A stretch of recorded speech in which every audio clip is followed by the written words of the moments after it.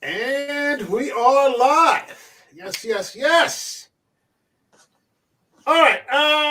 Welcome to episode 244 of An American Werewolf in New Jersey. I am the American Werewolf. Actually, it's not even an American Werewolf anymore. It's Conversations with an American Werewolf because I am expanding to interviews, and I just got my first agreement with someone from a pretty big channel that's going to be on here in not next week, but the week after. And we're going to talk about geek shit, but also about what's going on in the world these days. I'm interested to hear his perspective on things. So welcome to 244 Conversations with an American Werewolf. In the house tonight, we've got Ben Globowski. What's happening, everybody? Mike, you got some balls on you. Scheduling a live stream on the night of the NFL kickoff. And once everybody started kneeling, I lost fucking interest. That was like 4 years ago, man. I don't watch. The only thing I watch anymore is UFC and WWE. Eric knows, we get when it's pay-per-view time, Eric and I are back and forth. What do you think about this match? What do you think about this? And, we were talking about it, and maybe it's safer to watch WWE. Like, there's no heartbreak. You have some laughs. You watch somebody get power bombed through a table. Nobody's getting chair shots anymore. So, there's not as much CTE and all this kind of shit. Mm-hmm. And you just, you have some fun. You have some beers, maybe order a sub or some pizza. And, there's no heartbreak where somebody takes it to the last second, especially as an Eagles fan. That kind of thing. I'm happier. It's been 4 years, man. I feel like, I'm off the fucking crack pipe. Couldn't be happier. Bill's a Bears fan. He's used to the heartbreak. God bless him. Yeah, man. Long suffering, man. Put the suffering down. Become a UFC fan. Watch somebody just get knocked out and watch some WWE with me and Eric, man. You'll be happier. Watch some Logan Paul. I've become a Logan Paul. Learned their lesson. They're hiding a lot of their politics now. They lost like 25% share, and they made a correction. Unlike Disney. Well, we saw that. We saw that thing with Harris, as like the official candidate of the Philadelphia Eagles, and you're like, what the fuck is that? Big lie. Oh no, it was a mistake. It was a mistake. Damage fucking done. Okay, yeah. It's a big lie. That's all the Kamala campaign has done is just post lies, and they get called out on them, and they go, "Oops, sorry." Oopsie, but the damage is already done. Fucking. See you next Tuesdays. All right. Yeah. And we've got Eric from Hey Internet Eric here. What's happening, man? Nice to follow up that conversation with the Eric's another one who's long suffering, watching us go off on our tirades. He just wants to sit down and watch fucking movies, man. It's all good, dude. Yeah. It's all good. All right, so we are continuing our series of pre-MCU movies, and Eric was saying when he posted about this one on Twitter, really enjoying them, and so am I. Mm-hmm. So am I. Yeah. We've done back-to-back Ghost Riders, we've done back-to-back Punishers, and now here we are with the third and final Wesley Snipes appearance in a full-length, feature-length Blade movie. Yeah, and we're talking David S. Goyer's Blade Trinity. So if you guys are ready, shall we get it going? Yes, sir. Let's go. So something a tad lighter there with the intro and the outro, so to speak. I like it. To me, it's got this old 70s talk show host vibe to it. Like yeah. Like the Mike Douglas show. You're being played out like by the band and stuff like that. Yeah. Do you remember that episode of Seinfeld where Kramer gets all the studio furniture from the Mike Douglas show or something like that? And every time somebody walks into the apartment, he hits the fucking soundtrack. And, hey, it's our good friend George Costanza. And George's like, what the fuck is going on in here? Come on in. He doesn't talk to you. He starts interviewing you. Like right there in the middle of his living room. It's fucking hysterical. So this is the third and final Blade movie, Wesley Snipes. The last one we've got 20 years of Blade trilogy, 2004. It's different than the other two, and I was tempted sorely to go with the second movie, Del Toro's. But in many ways, there's as much to talk about with this one for different reasons as there is in the second one. So let's start out the way that we always do. Let's get a quick blurb of what you thought of the film, and then we'll start to get into it a little bit. Ben Glabowski, what do you got for us for Blade Trinity? Oh man, how can I put it nicely? This movie sucked. I hate this movie with every fiber of my being. It makes me angry anytime I think about this movie. And it's a shame because I want to love this movie because it's got so much going for it. It's Blade #1. It's Vampires #2. It's got Ryan Reynolds. It's got Parker Posey as a vampire. It's got great ideas that if they were better fleshed out, I would love this movie and never stop watching it. But the bottom line is they dropped the ball on this thing, and I hate it. I didn't even bother watching it. I hate it so much. I've been waiting for someone to bring this up for 20 years. It's like a line from a movie. I've been waiting for somebody to ask me this question for 20 years. All right, Eric, what do you got for us with this film? Wow. Well, I will say this is the only Blade movie I saw in theaters. And at the time, the only reason why I saw it, I went to the theaters to see it was because of Triple H. You know what I mean? The wrestling fan in me. I said, hey, Triple H is a vampire. I'm there. And then I saw Parker Posey was attached, and I was not excited. But I will say this. This is the only movie where I don't hate her, because I usually do. I think it is a major step down from the second one, and especially the first one. But I don't think it's awful. It definitely has its problems, especially with some of the characters that just are there for the sake of being there. Mm-hmm. But if you literally just want to go in to see Wesley Snipes and Jessica Biel kill some vampires, it's a decent way to spend 2 hours for me. It is a full 2-hour movie. Yeah, I noticed that when I popped it in, and I was like, wow, this movie does not need to be 2 hours long. No. It's ironic that both of you brought up in your descriptions what you thought of the film, whether positive or negative or somewhere in the middle. Neither of you mentioned that the antagonist is Dracula. And that's because, in my opinion, the Dracula that they got here is so forgettable. This movie has so much fun. And I love Dominic Purcell. I loved him in Legends of Tomorrow. He's a big member of the Arrowverse with Arrow and Supergirl and, Legend, those shows. I think he was in Prison Break, although I wasn't a fan of that show. I didn't really watch it. I like this guy, but he's very badly cast. This movie has a lot of controversy about it. And a lot of the things that happen behind the scenes. So I wanted to go with Grok. And if you don't know what Grok is Elon's AI. Okay. So you pay $8. That's one of the reasons why I pay $8. And I get, fucking AI. Hold on. Let me see if I can make this a little bigger. No, I don't think so. Okay, we're all going to do it this way. So I'm just going to read this out and let's go. On-set behavior. Wesley Snipes was accused of creating a toxic work environment. Sure. Allegations included him staying in character as Blade throughout the shoot, refusing to come out of his trailer, and communicating with the director via Post-it notes.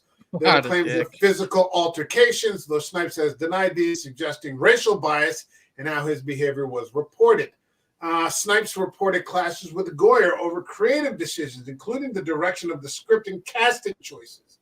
This led to a situation where Snipes felt sidelined in his own franchise, contributing to his disengagement from the film's production. Snipes sued New Line Cinema, Goyer, and others involved, claiming he was not paid in full and was excluded from key production decisions, which he believed were contractually his to make. This lawsuit added another layer to the controversy, highlighting underlying contractual and creative disputes. Behind the scenes, drama significantly impacted the film's reception. While Blade Trinity did not perform well critically or commercially, the controversies around its production have become almost as famous as the movie itself, often overshadowing its content. Over time, some involved, like Ryan Reynolds, have humorously referenced the feud, indicating a move towards reconciliation or at least a lighthearted acknowledgement of past tensions. This suggests that while the production was fraught with issues, those involved have found ways to move past it. I say all that to say this. I watched this movie for the purposes of this show, and I only got halfway through it. And then just like the day just got around. But I've seen it so many times. It's one of the rare. This is why I forced myself to sit down. But I didn't. I really felt that I didn't need to. And the thing, I watched it bearing those controversies in mind, and I decided, though, even though perhaps he didn't go about it the right way, Wesley Snipes may have had a legitimate gripe. Yes. He is sidelined in his own fucking franchise. Yes. Script, all of the good lines go to Ryan Reynolds. They're not even very good either. Well, like Wesley Snipes ends up playing the straight man in his own movie. Yes. Against Wesley Snipes, against Ryan Reynolds. Ryan Reynolds gets the other feud with Triple H, with Parker Posey, and Jessica Biel gets to kill all the vampires with the belly shirt and the push-up bra. And Wesley Snipes is kind of just forgotten about, and he has a very forgettable feud, which should be the key focus of the film because he's fighting fucking Dracula. And you just could care less. I'm like, this is like, I would be furious. Like if this were my movie and I saw the script now, my understanding was that Goyer, I did some research, Goyer originally had a much darker idea in mind for Dracula Blade. And he ended up dumping it to turn it into an action comedy, which is kind of what this movie is with a techno soundtrack. It's like I think one time Bill described it as like a 2-hour music video. You know that kind of thing. Is it a terrible movie? Kind of. Are there a lot worse than this out there? Fuck yeah. I mean, on Blu-ray, of course. But yeah, there are some. You would almost think that they were deliberate, like deliberate actions to sort of. I don't know why they would do that. I can't figure it out. There's what so he many thought he was doing. There's so many hands at play in this. It's not just Wesley Snipes. I think the director and probably the actual producer were bending to studio pressures. I mean, this thing's not only a 2-hour music video, it's a 2-hour commercial. The worst, most egregious part is Jessica Biel with that fucking iPod. Yeah, the iPod. And they're like, oh, she likes to listen to music when she's hunting. And they go into a scene where she's making a playlist so that she can go hunt vampires. Yeah, that's her training. That's her training. Is she's just going all over iTunes and downloading shit. Man. And don't get me wrong, I love my iPod.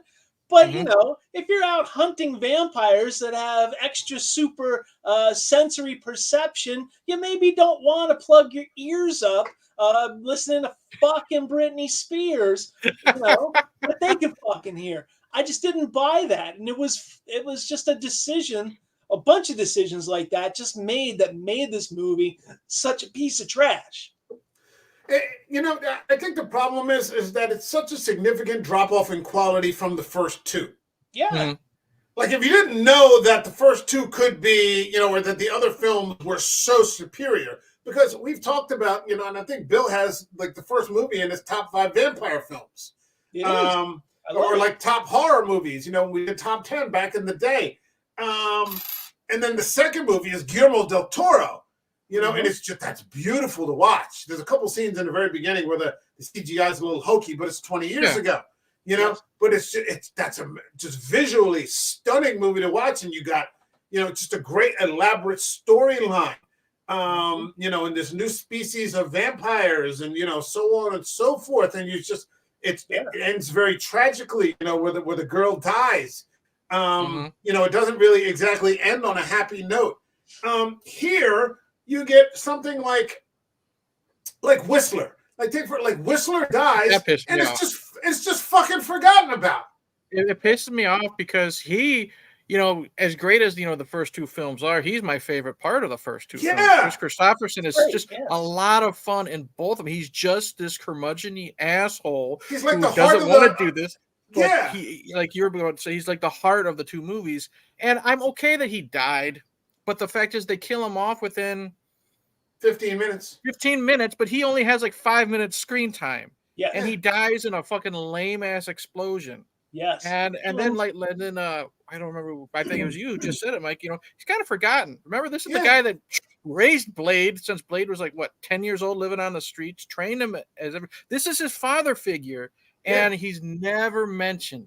Right. Blade does. I get Blade's this tough motherfucker, but there's no mourning scene or however Blade would mourn his father figure. There's nothing of that. It's dropped, and that's what really pisses me off, because you take that cool character, and Chris Christopherson is as cool as hell, you know what I mean? Just in general. And they just kind of push him aside. Okay, he's dead. Let's go. They blew the whole opportunity. They blew the whole opportunity to have a baton toss to go to Whistler's daughter. Yeah. That could have been a whole storyline. Instead, he's just driving, and they say, Abigail, Whistler's daughter. And she doesn't give a fuck that her dad just died. Exactly. It's exposition. This is his sister, basically. I mean, if Whistler raised Blade and somehow had a secret daughter, they're kind of related. Family. That could have played. And that explanation, it was literally a drop line. He had me out of wedlock. That's it. That's all that was. There was no backstory, no nothing. She's back to making playlists and fucking dancing. And you're like, what the fuck is going? Like, it's just custom made for a pitch meeting. It's just he's got a daughter. Yeah, it's just custom made for that. In many ways, it's custom made for like TikTok. Yes. It's kind of like a TikTok video, like 20 years ahead of its time, like short attention spans. We're just gonna cram in this visual, and you're just like, this isn't a Blade movie. It's fan service being done by someone who clearly doesn't understand the characters or the storyline, and is just sort of baiting you. We're like, oh, it's Whistler's daughter. Oh, look, there's a big vampire. He's a wrestler. It's like you see Whistler come back in the second movie, and Blade, it breaks his heart, but he tells him, he goes, if you haven't kicked this fucking sir, in you got one night, to get right, and if not, then I gotta do you, and then he's got to spend some time getting his. I mean, it's only a 2-hour movie. It isn't the Whistler movie, but he's got to get some time rebuilding and showing that he's up for it, And I love it when he takes that one fucking scene and he just fucking cracks fucking Norman Reedus in the mouth with that shotgun. He's like, shut the fuck, don't fucking tell me what to do with my shit, because Norman Reedus is like thinking he's in charge now, and he's like, fuck you, kid, Like one of my favorite scenes, I'm pretty sure it's the first one. It's Blade and the lead actress, they're like cornered by all the vampires, and he just drives a fucking truck through the wall. He gets out, he says, catch you fuckers at a bad time. Those are the lines. Like, Ryan Reynolds in this movie could not pull that shit off. This is Chris Christopherson, you know what I mean? Yeah. The country music singer, Chris Christopherson, pulling off these lines. He looks like he's fucking 70 years old. I don't know how old he really was, but you buy it. You buy this dude as a badass. And the fact that is, like I said, I don't care that he dies. I figured that was going to happen, but he just goes out kind of like a bitch. It's literally, it's an explosion, and that's it. There's no feeling to it. You know what I mean? There's no feeling of sacrifice, because he's literally, he drives a truck, gets shot up, and then boom, he's blown up. That's it. Because the setup's so weak, with the familiar, you're not invested, so nothing's going to pay it off. Mm-hmm.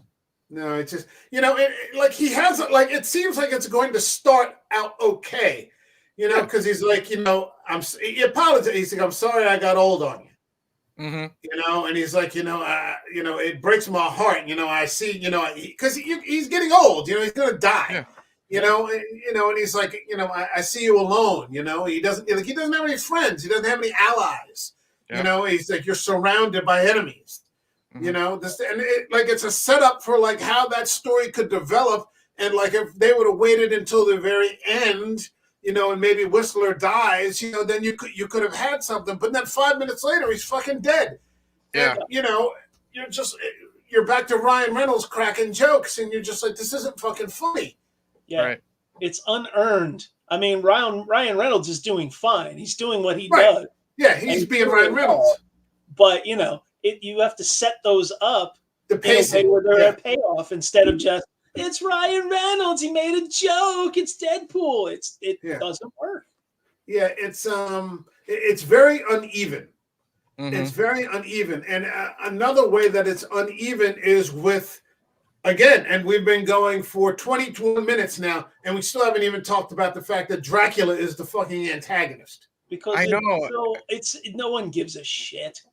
They got my interest. They got my interest with the very beginning. You know what I mean? Yes, in Syria. That piqued my interest. I liked the way he looked when he's climbing out of that sand pit. I didn't mind that he looked like the actor, how he looked, because it's 2004. Whoop-de fucking do. I'm glad it wasn't like Bela Lugosi or whoever they tried to make him look like a familiar Dracula. But they don't really do much with him. They have that one tongue-in-cheek Hot Topic scene, and that's about it. Yeah. I mean, I don't mind that scene because if you were Dracula and you saw your face on a dildo, you'd be pissed too. You know what I mean? but where the fuck are you putting that? Yeah, they don't really do anything with him, and that's the problem because I never read the source material, but didn't Blade his actual comic was called Tomb of Dracula? So this is going to be like the end-all be-all for any vampire hunter, and even the epic showdown, really, there was nothing to it. Here's what happened. Blade essentially appears in Marvel had the old Marv Wolfman days. They had quite a horror fucking selection going on with this, with Werewolf by Night, and there's a lot of crossover with Man-Thing, and these sorts of things. The Tomb of Dracula, these are just fucking great to read. Okay. They're scary. They're not comical at all. Dracula is a frightening, horrifying motherfucker, and he's just a villain and a half. And Blade is in this as well. There's a lot of Blade interactions going on. You just don't feel anything about this guy. It's very badly cast. I feel like they should have gotten a better story, and there are too many. There are also too many pieces moving here. There are too many people. You could have streamlined this down maybe to like Blade, Whistler's daughter, and Dracula. Mm-hmm. Yes, and like maybe that would have been sufficient, and just made a gory fucking. No, there's no gore either. There's no real gore anymore. The gore's gone. You definitely could have kept Ryan Reynolds as a side piece. That whole thing with him and Parker Posey worked for me. I like that backstory, but having the whole Nightcrawlers, they were all just useless. They shouldn't have been there. Oh, we've got this whole organization. No, it could have just been Whistler's daughter, Ryan Reynolds, and his battle against Parker Posey. That would have worked perfectly. Yeah, but instead, we're like, oh, it's Patton Oswalt. I hated him. I forgot I remember Natasha Lyonne was in this, and I remember the only reason why I remember is because they made her blind for no goddamn reason. Yep. And she didn't need to be. Why is there a little kid and a Blade? Got a daughter. But when Patton Oswalt walked in, like I said, I forgot about it. Like, oh, this little goblin. You know what I mean? Because I can't stand him. I don't like him. It's a personal thing. I just think he's a piece of crap. But again, like I've also said, I can separate the art from the artist, that type of thing. But I'm just like, he doesn't even do anything. He tries to make funny jokes. He's not funny. And the problem is, it's Patton Oswalt. I can't take him serious as like the Q of his universe. You know what I mean? Better as the Doctor instead of that guy who's always in the Christopher Guest movies. Yeah, as the psychologist, nerd doctor. The psychiatrist. He would have been good as the psychiatrist. Yeah, he would have been really good as that. I mean, like you said, there are so many people in here: Triple H, Parker Posey, Ryan Reynolds, Eric Bogosian is the TV host. I'm a huge Eric Bogosian fan, actually. James Remar from back in the day, man. James Remar. Yeah, I'm a huge James Remar fan. Talk radio he did. And he's He's the Christian Slater character in the new Interview with the Vampire series. Okay. And it takes place 50 years after the original Interview. The new Interview with the Vampire series takes place 50 years after the original Interview, where Louis reaches out to him again after 50 years and said, I want to take another crack at this. I'm sorry about what happened and the way that it ended, where you almost killed him. And, you know, let's review the story again.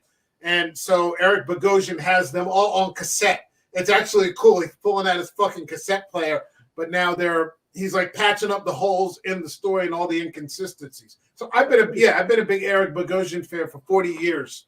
Yeah. He could have done more. I would rather have seen him than some of the other people that were in there. Yeah, I mean,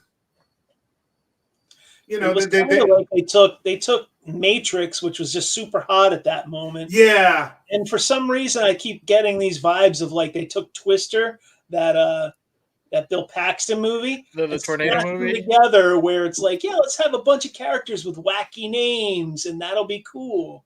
It just feels that way, and it hurts me so bad, it's insulting, because I wanted to love this movie, and they forced me to hate it.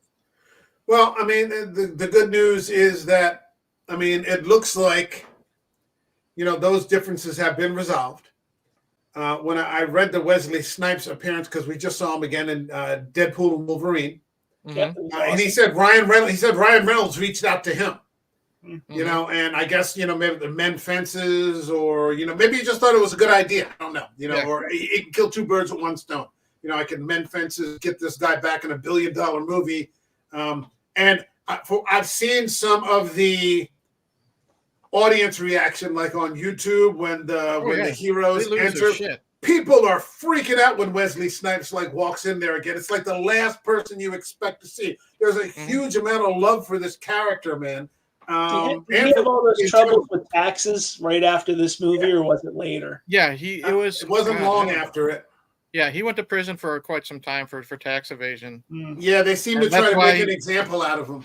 That's why when he came out, he got out of prison. That's why it was all straight to DVD and Netflix movies, because he had to pay those fines. Like they even make a joke about it in Expendables 3. Expendables 3 starts out, and they have to rescue Wesley Snipes from some, I don't know, Russian prison. We'll just say that.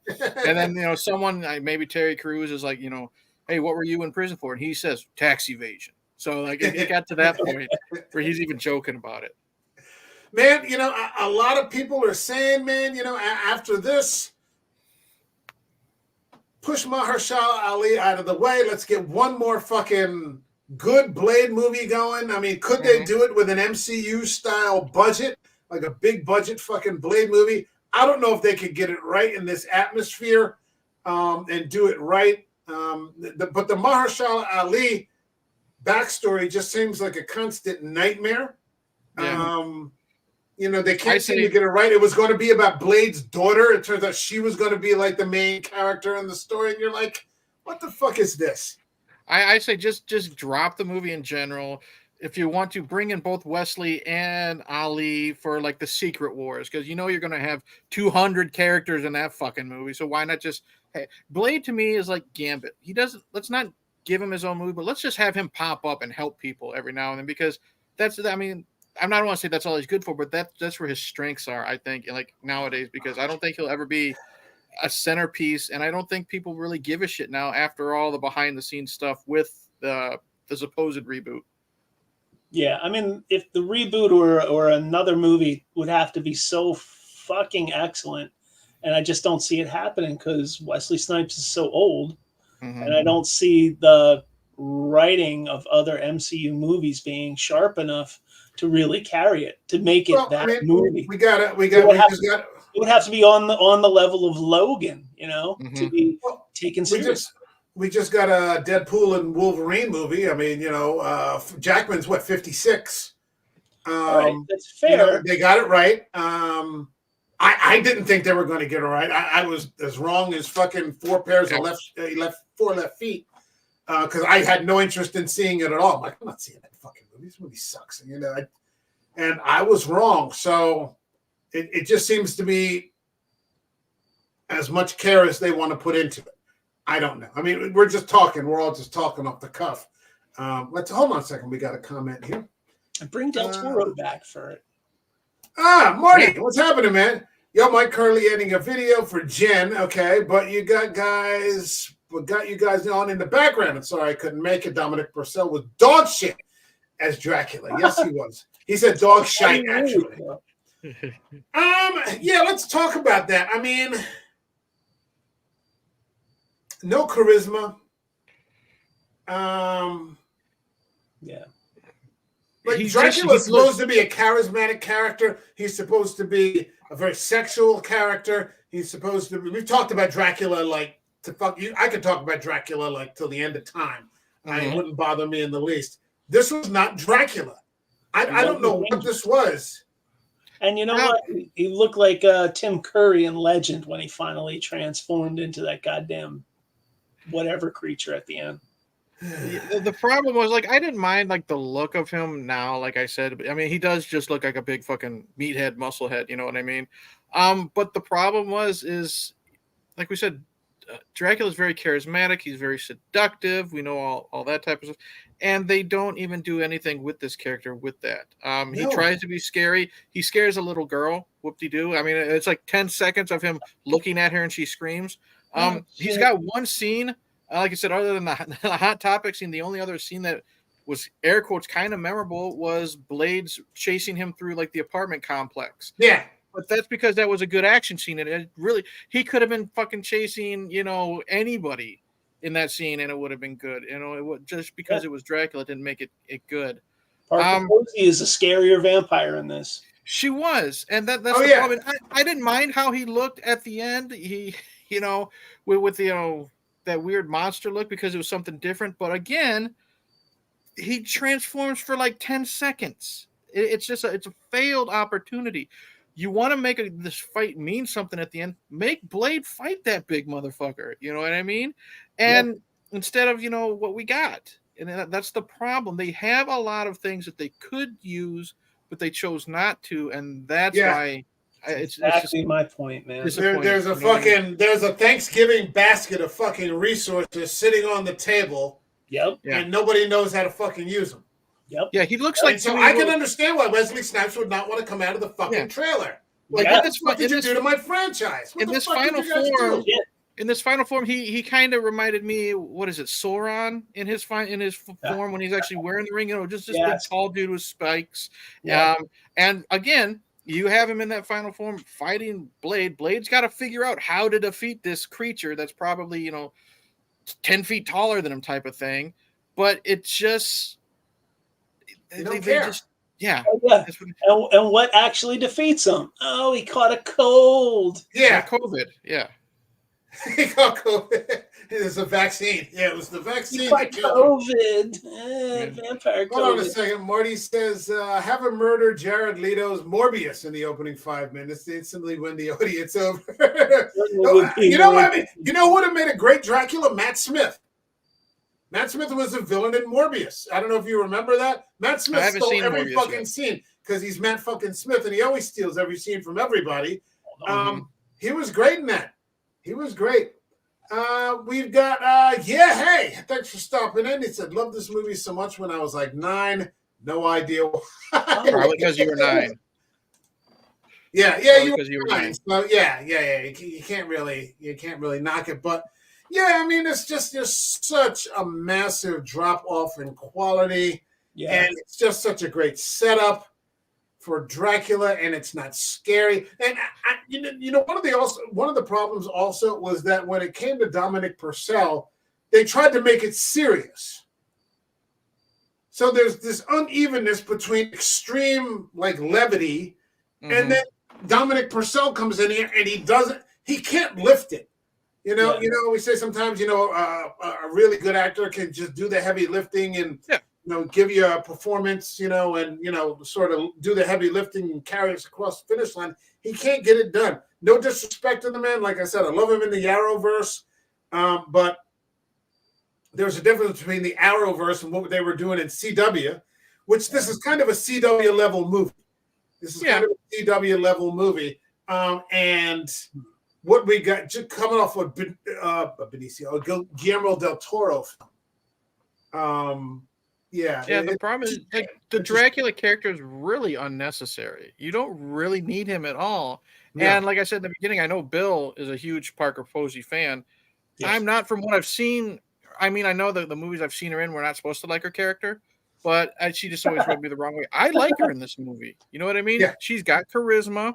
You know, Yes. you buy the fact that she's in charge. You know, Triple H is fucking taking orders from her. You know what I mean? Mhm. And if just get rid of Dracula, make her the main villain. You know what I mean? And I think she, you know, if you show her some fighting skills, or at least show her how she can use her smarts or something, she would probably be a good foil to Blade. And again, the problem is when they take her out, she's like Whistler. She doesn't have an extravagant death. She breathes in those fumes and then she just melts away. And then you know, Ryan Reynolds makes some little quip about it. And it's just, she would have been so good. Like, she looked scary, but she Yeah, looked she cool. did. Yeah, she did. Every bit as good as what's his name in the first one, you know, Stephen Dorff. Stephen Dorff. Just super believable as a vampire, scary as hell, but sexy. The whole thing about how they trap young men and then attack them, perfect. Yeah. Look at her. I confused her with Fairuza Balk. I thought for the longest time it was Fairuza Balk from like The Craft, and she would be an excellent fucking Blade villain because she just looks like a fucking vampire like half the time, you know. And I thought for the longest time that it was Fairuza Balk. She could pull it off too, yeah. Yeah, she could pull it off too. Another one. Yeah. You know, and then, you know, understanding, you know, what we understand now, I looked at it and I'm like, you see him in Blade, and like Blade no selling anything that Ryan Reynolds says. And I'm like, I'm wondering, are they fucking just improvising like right there on the spot? I'm sure David Goyer just said, okay, because he probably saw Ryan and Van Wilder. He says, say something funny to Wesley. And you know, there's like 5 or 6 different takes. And Wesley, by the end of it, he was just like, I wish this motherfucker would just shut up. You know what I mean? Type of thing. You could tell that Wesley he kind of like, Blade's this tough, gruff guy, but he looked extra mad in this movie. Yeah. Like, you could tell he didn't really want to be there. Yeah. And ironically, Ryan Reynolds goes on to make Waiting, which is one of the best movies ever, the next year, and kills it. And it's the same Ryan Reynolds sort of humor. It just Ryan Reynolds has been playing the same character. He's one of those guys. You know, there are certain people that always play the same character. Schwarzenegger was one of those guys, with few exceptions. Like you do Kindergarten Cop or something like that, but he always played the same guy. Stallone was that guy. Jason Statham is another guy. He's been making the same movie for 20 years. Ryan Reynolds is another guy making the same movie for 20 years. And he just keeps getting away with it. You know, he just, you know, he leans into his strengths, man. Yeah, he leans into what he does. Hold on a second. Marty's here, and he says, I love the fact Snipes refused to open his eyes in the end scene, and they used the wankest look CGI effect to make his eyes look open. Right. I forgot that, dude. That was so fucking lame. You're right. Yeah. $250,000 to open Snipes' eyes. Money well spent. My a-hole. Okay. Yeah, I mean, I guess he just kind of shut down. He's like, you fucked up my franchise. And true to form, they never made another Blade movie. Right. Because this was going to be a spin-off or what are they called, the Night Stalkers or whatever, you know, Jessica Biel and Ryan Reynolds. And I saw the alternate, I had the DVD, I saw the alternate ending where it ends, you know, I think Blade is dead or he disappears. That doesn't matter. 6 months later. It's like 6 months later, they're in a Vegas casino and they're Marty, if you think that the eyeball CGI is shitty, they're fighting the worst CGI werewolves, you know, in the Las Vegas casino. And no, I don't think so. I would watch that though if they didn't fuck it up.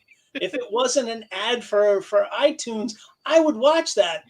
Jessica Biel with a bow and arrow hunting werewolves in Las Vegas. I'm in. That was awesome. Yeah. That's the problem. There's just so much letdown. There's just so much letdown with this film.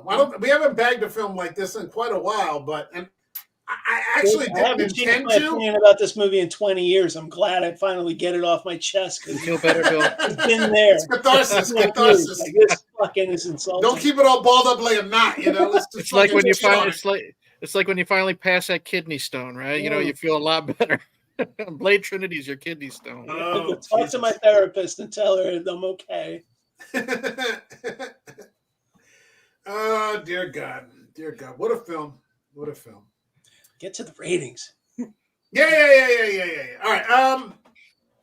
Well, I mean, is there anything about, this is wrapping up early, but I don't think, is there anything about this film that you have not discussed, that we have not discussed, that someone would like to address?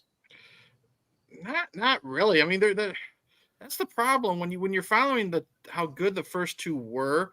There's really not much to this other than watching Wesley and Jessica Biel kill vampires, and sometimes that's just kind of boring too. Yeah. Because the fight scenes, the action wasn't particularly good when there was action.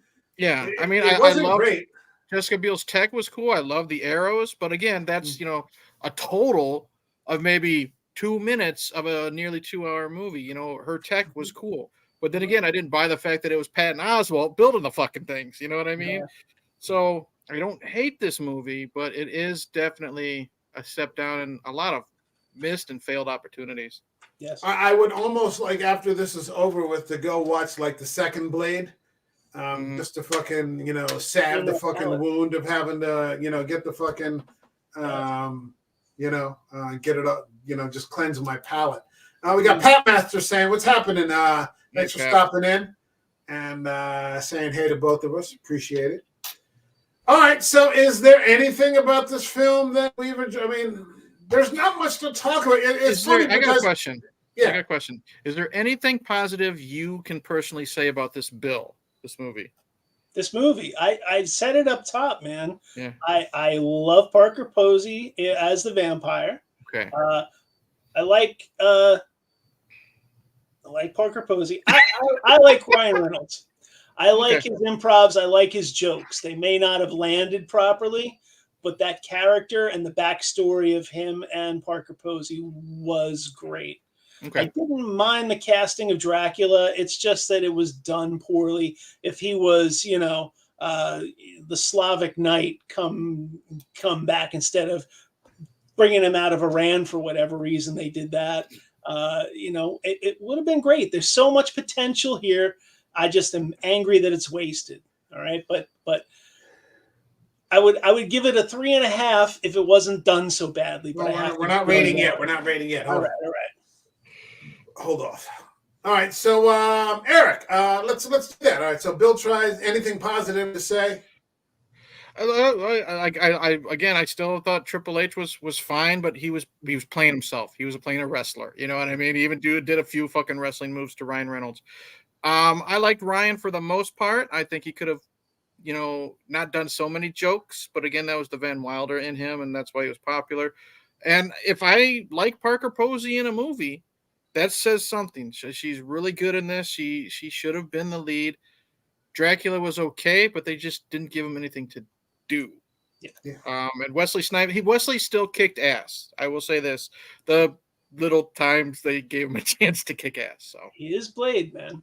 Yep. Yeah. There's only one blade. Only ever will be one blade. For me, like I said, I didn't even get through the whole screening. I think most of the time, I don't see myself watching this anytime soon, especially post this discussion. I own it. I own it as part of the trilogy because I've got all 3 here. But yeah, I don't see myself watching this again anytime soon. I really would have liked to see some more Eric Bogosian. That would have been cool. Parker. Yeah, nothing you guys haven't already said. Nothing you guys haven't already said. All right. Hold on a second. Marty said, not even early 2000s Jessica Biel in tight pants could save this fucking dumpster fire. Yeah, pretty much. That's right. Pretty God much. bless those pants, though. I'll give her that. Yeah, she would have had to have started making out with early 2000s Scarlett Johansson for us to, have some fucking, to revive this fucking thing because it's man, Ahsoka space pants. Oh man.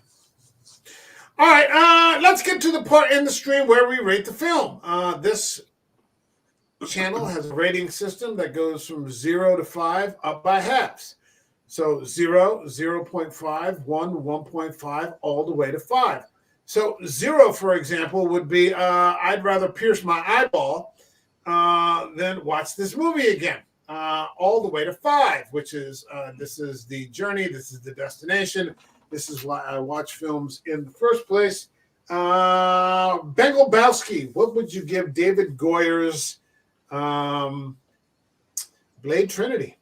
Again, the ideas are so good, and I could see a movie happening in my head that's 10 times better than that. So the ideas, I would give it a 3, but execution, I give it a 1.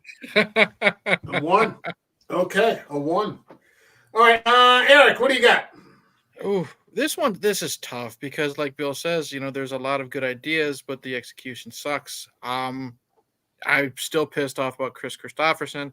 Yeah. And I don't like ragging on movies. That's not why we're here. Right, but if we're being honest, it's not the worst thing I've ever discussed on this channel. It's not fucking Children of the Corn with its fart cloud. No. But if I'm gonna be honest, this is probably the first time I've seen the movie in 10, 15 years. I'm gonna give it a generous 2.5. Wow. How do I say this? The only way I would probably rewatch this is if I was on someone else's channel, or if I was doing a Blade marathon. I would sit down and watch Blade 1 and 2. I put the third one in and maybe, get up to do laundry during it type of thing, and I'd pause it. Yeah. 2.5. Marty brings it up, the Vampire Pomeranians. That's another fucking reason to hate this movie. Yeah. Yeah. I mean, it's just, we went from Stephen Dorff and Tracy Lords and Donnell Logue and Udo Kier and... There are worse movies, but I can go into them not caring and not wanting them to be good. I can appreciate them for pieces of shit that they are and not have a hard time. This one just breaks my heart. It's like there's no way in hell Children of the Corn was going to be a good movie. Exactly. This could have been a good movie. Yes. Yeah. Which is a shame because we talked about that, and if they had just gone with King's original story, we would have been fine. Mm-hmm. But I don't know why they didn't, but for whatever. I'm going to go with a 1.5. The strength of certain moments by certain characters made me get through half of it. Past that, I mean, it's just a big fucking disappointment. Mm-hmm. It's just a disappointment. Like, you want to like it. It's a fucking Blade movie. Triple H, Parker Posey, Ryan Reynolds, Eric Bogosian, Wesley, Chris Christopherson, Jessica Biel, James Remar, Callum Keith Rennie, who's another great character actor that I love, is in it. And it just doesn't fucking work. And you're like, how is this possible? Like, you've almost got an ensemble cast, and the story is just so fucking bad. And the stunt choreography is bad. The fight scenes are bad, and everybody has something to do but Blade. That's what's really unforgivable about it. It's just, this person did not understand what they were doing. Okay, or they were forced to make bad choices by the studio, which I haven't heard that. I always try to say they're erring on the side of the money people are telling them what to do. Yeah, I think this is like a Joss Whedon Justice League. Mm-hmm. Somebody went from Zack Snyder, and then Joss Whedon said, "I know what I'm going to do. I'm going to come in and do this," and he turned it into a fucking action comedy. And everybody's like, "What the fuck are you?" Like, I just watched Batman versus Superman, the Ultimate Edition, 3 hours long, the death of fucking Superman, and then you can tell the difference when you see the Snyder cut. Yeah. And you're like, this is not like it. Yeah. I think that's what it's a case of. Somebody came in and said, I know what to do. I'm going to make it funny. And fuck you. So yeah, there we go. I was like, Mike's passing that kidney stone finally too. Yeah. I'm gonna go there. I'm gonna take a piss as soon as this is fucking. I don't want to piss in the seat. So as soon as the stream's over, I'll be heading off to the fucking can. All right. Bill Bengalbowski, you got anything you want to plug? Am I plugging Bands, anything? anything? No. I'm back to school. Whatever. Go to church on Sunday. That's my Yes. Go to church. Go to church. Go Bears, right? Yeah. Go Bears. Go Bears. All right. Sunday. Fuck them Titans. The Bears. All right, Eric, what do you got for us? Hey, Internet Eric here is my YouTube channel. I just uploaded my thoughts on Alien Covenant after watching it for the first time. It's a movie. And I'm going to, after this, I'm going to record my thoughts on the Hammer film Brides of Dracula. Oh, I love that for movie. The first time. I fucking love that movie. And I think this weekend I might watch, what is it, Dracula Prince of Darkness, I think is the next one. Oh, that's a good one. I'm going to check that one out. That's a fucking good one. Completely different than that. I'm taking my daughter to go see Beetlejuice this weekend, and I will probably have something to say about that. Sure. It's Beetlejuice. It'll be fun. Yeah. And then following that, I have no fucking clue. It's whatever I decide to pull out of my ass. Lawrence of Arabia. That's right. Maybe I'll follow up Beetlejuice with some Lawrence of Arabia. I think that will be a fucking palate cleanse. Well, we're heading to spooky season, so we'll start watching some good horror movies. That's right. We're creeping up into fall, and I don't know about you out there, Eric. The cold weather is coming fast out here. It's like all of a sudden the temperature just fucking dropped. It was like in the 50s at night. It was 83 today, and the high for tomorrow is 67. Oof. Shit. Yeah. So I already warned my daughter because she cannot handle the cold very well. I told her, I said, well, I don't want to hear you bitching and in Beetlejuice for 2 hours. Bring a sweater. So yeah it's going to be cold. Yeah. For this channel, there's nothing to catch this weekend. There's nothing playing. So there won't be any relevant content. I did cover a video for a faith-based film I saw called The Forge last weekend. So that's up on the channel if you want to check it out.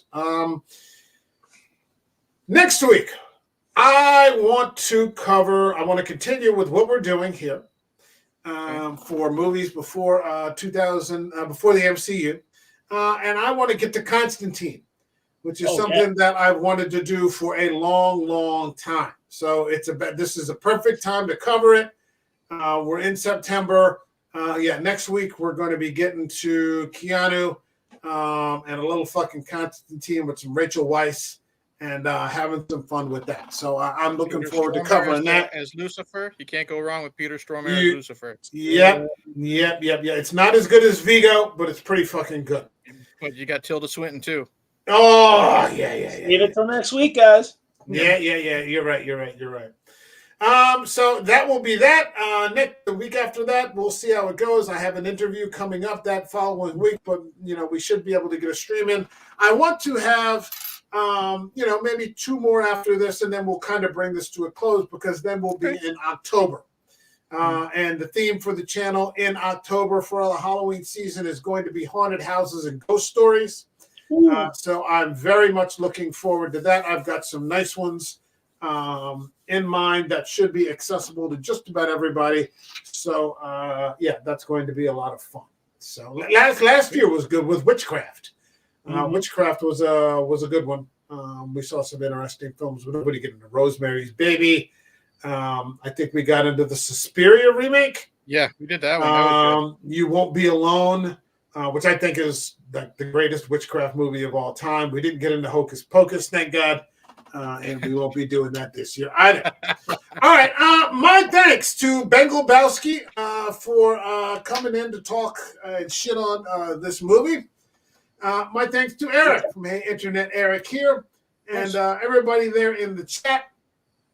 And we will see you all in the next video.